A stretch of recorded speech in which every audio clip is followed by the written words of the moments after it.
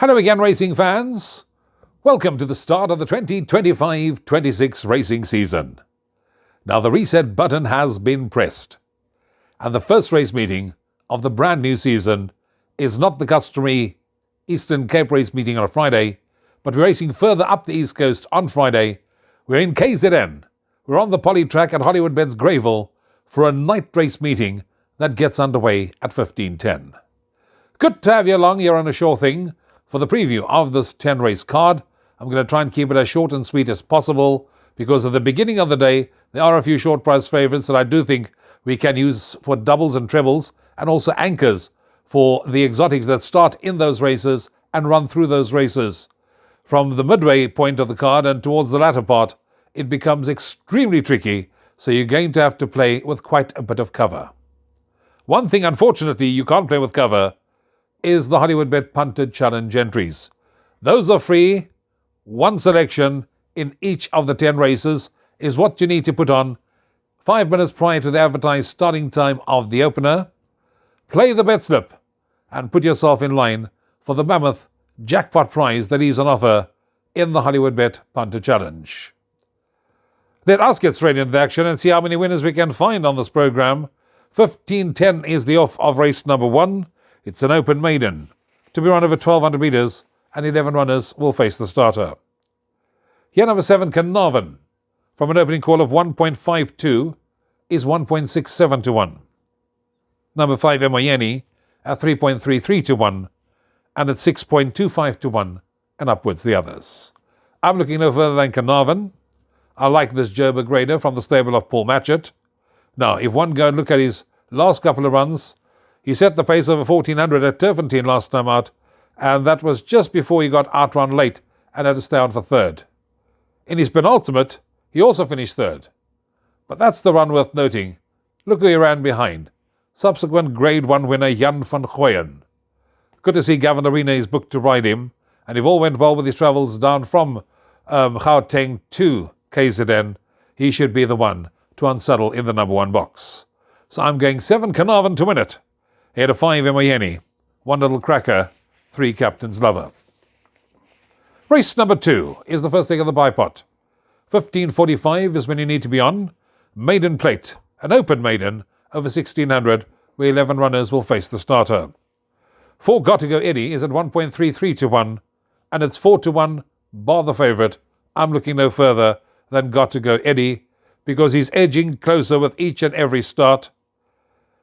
He kicked on very late last time out and was just touched off.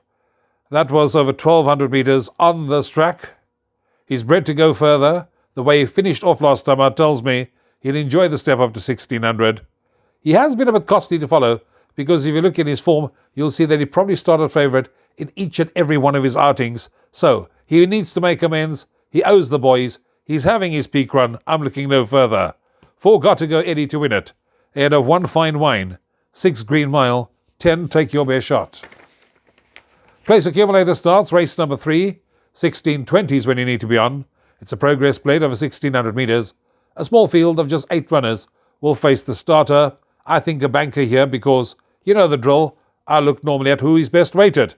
And I'm looking no further than number 4, Give Me Another Chance. Now this all set the pace last time out at Turfentine.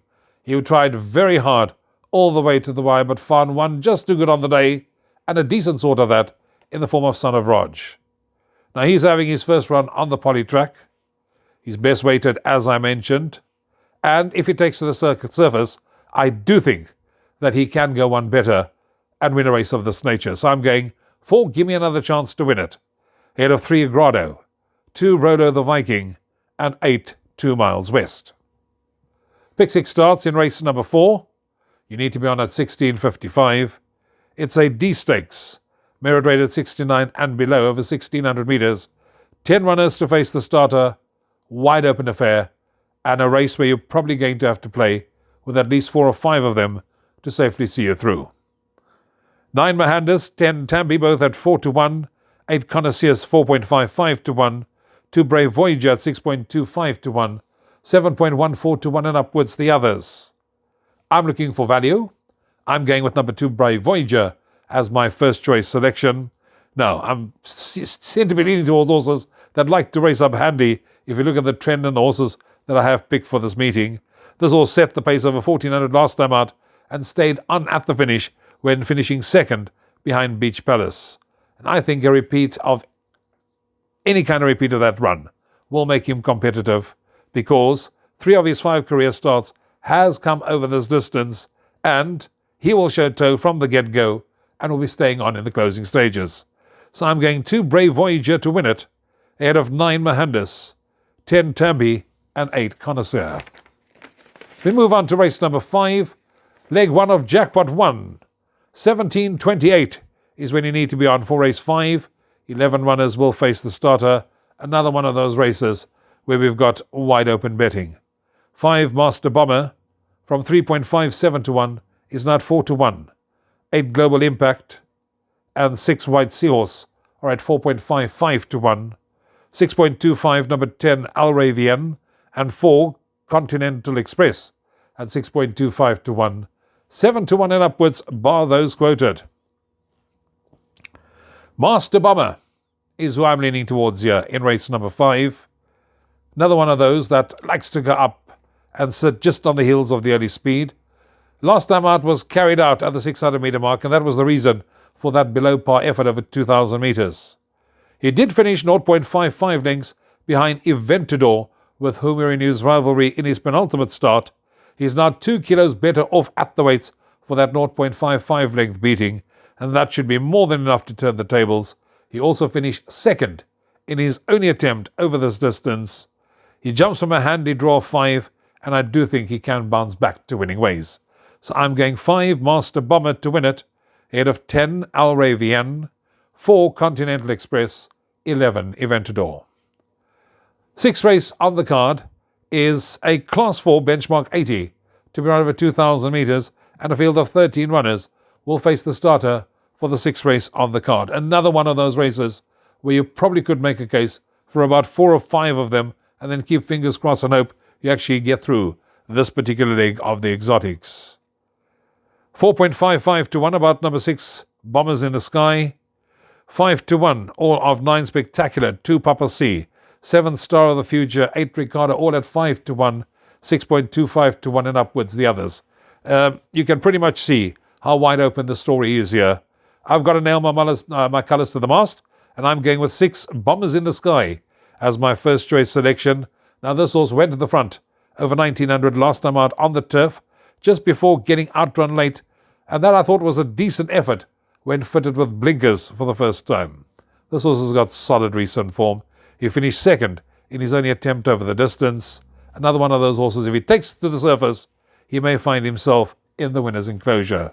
So I'm going 6 Bombers in the Sky, ahead of 2 Papa C, 7 Future Star, and 8 Ricardo.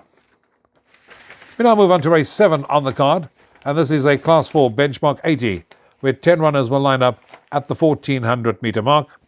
And if one looks at the betting for this particular race, it's 4.55 to 1 about number 8 Winter Waves, 10 Voldemort, and also 6 Spring Tradition. They're all priced up at 4.55 to 1. 5 Send Me and number 3 Danube are both at 5 to 1, 6.25 to 1 and upwards the others. It just doesn't get any easier. I'm going to side here with number 6 Spring Tradition. This one from the Wyhome Mowing Stable. He's down in KZN raiding with this horse.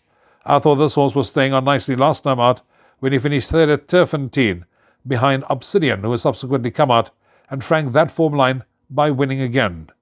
He really has been a model of consistency of late.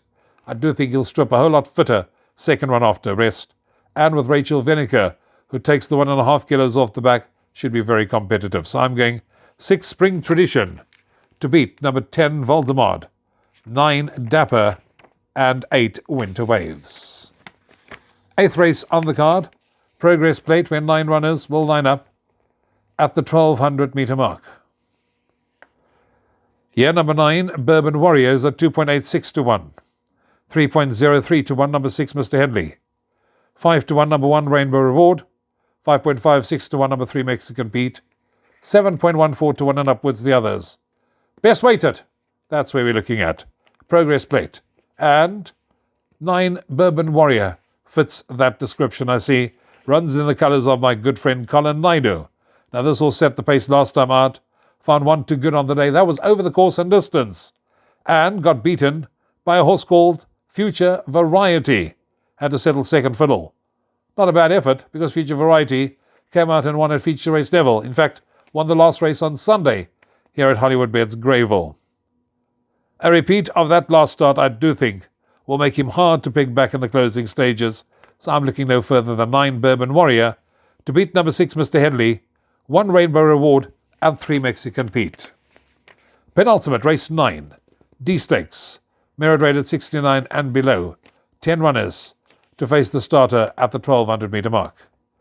2.86 to 1 about number 5 Bank Street, 3.33 to 1 number 2 Blush of Dawn, and then it's 5.56 to 1 number 8 Explicit Content, and 6.25 to 1 and upwards the others. Where am I going in race 9? I'm going for the second choice in the market, number 2 Blush of Dawn, currently at 3.33 to 1. Runner-up in those last 2 starts.